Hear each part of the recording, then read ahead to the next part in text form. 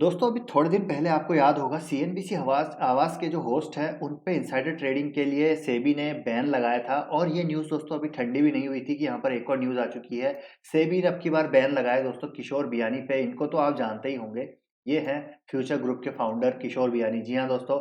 और इसके बैन लगाने के बाद आप ज़रूर सोच रहे होंगे कि रिलायंस और फ्यूचर ग्रुप की जो डील है उस पे क्या फ़र्क पड़ेगा। तो ये अभी मैं आपको थोड़ी देर में बताने वाला हूँ इस पे क्या फ़र्क पड़ेगा।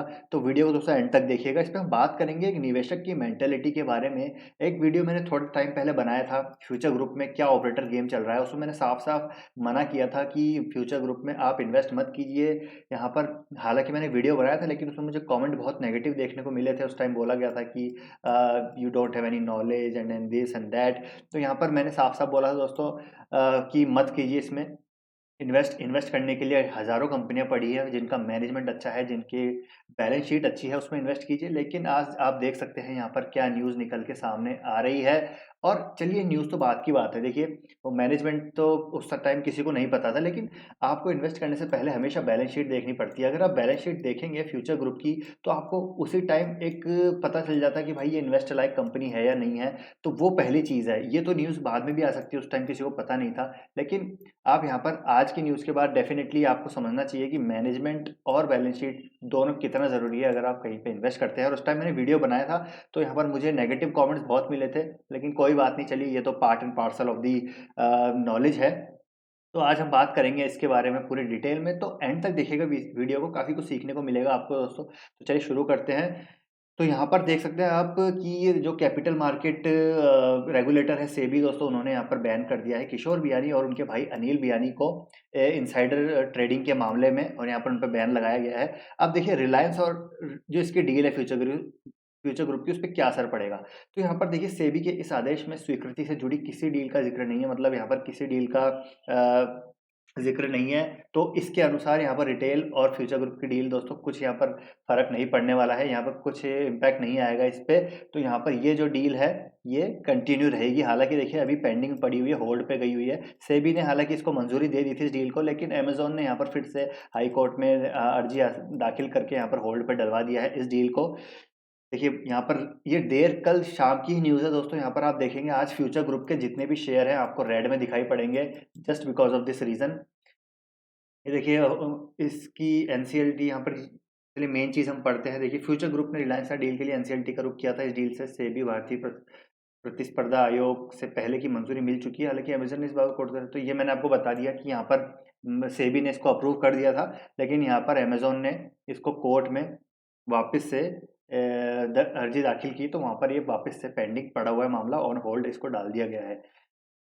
अब यहाँ पे देखिए कितना जुर्माना लगाया गया है। प्रत्येक 1 करोड़ रुपए का जुर्माना लगाया है, मतलब दोनों भाइयों पर 1 करोड़ रुपए का जुर्माना लगाया गया है। साथ ही इन्हें 12% ब्याज देना है, 7.78 करोड़ रुपए त्यागने के लिए कहा गया है। मतलब यहाँ पर इनको रिलीज़ करने पड़ेंगे।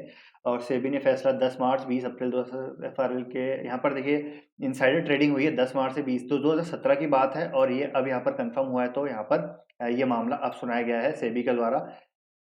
किशोर बियानी एफआरएल के प्रमोटर हैं। वे एफसीआरएल के निदेशक भी हैं। अनिल बियानी एफआरएल के चेयरमैन एमडी। इसकी वजह से अब ये देखिए इनकी मिली-भगत है, इसमें साफ-साफ लिखा गया है।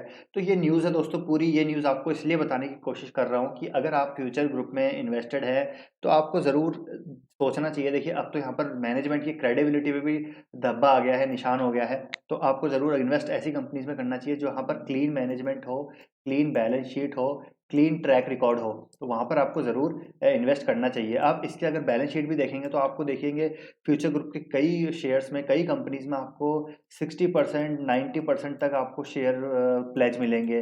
डेट टू इक्विटी रेशो आपको 3 से 4% का मिलेगा। तो मतलब इतना डेट कंपनीज़ पे है, फिर भी आप अगर इसमें इन्वेस्ट करते हैं तो दोस्तों ज़रूर आपको यहाँ पर पढ़ना चाहिए, स्टडी करनी चाहिए इन्वेस्ट करने से पहले।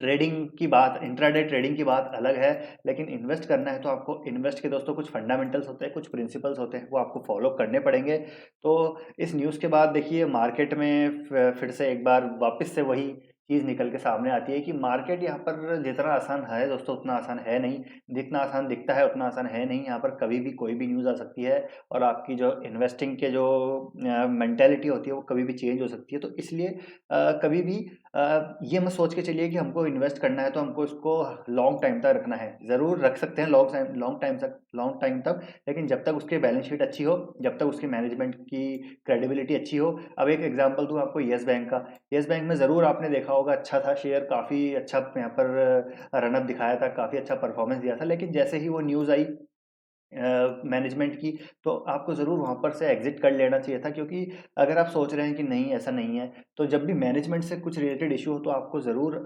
सोचना चाहिए, दोबारा से रिकंसिडर करना चाहिए अपने पोर्टफोलियो को, बैलेंस करना चाहिए अपने होल्डिंग्स को। तो उस हिसाब से आपको हमेशा ध्यान रखना चाहिए। ऐसा नहीं कि आपने बस पैसा लगाया और छोड़ दिया और फिर आप देख रहे हैं 10 साल बाद आपकी होल्डिंग्स किसी कंपनी में ज़ीरो हो गई है, तो ऐसा नहीं है दोस्तों। आपको ट्रैक करना है, मॉनिटर करना है हर कंपनी को।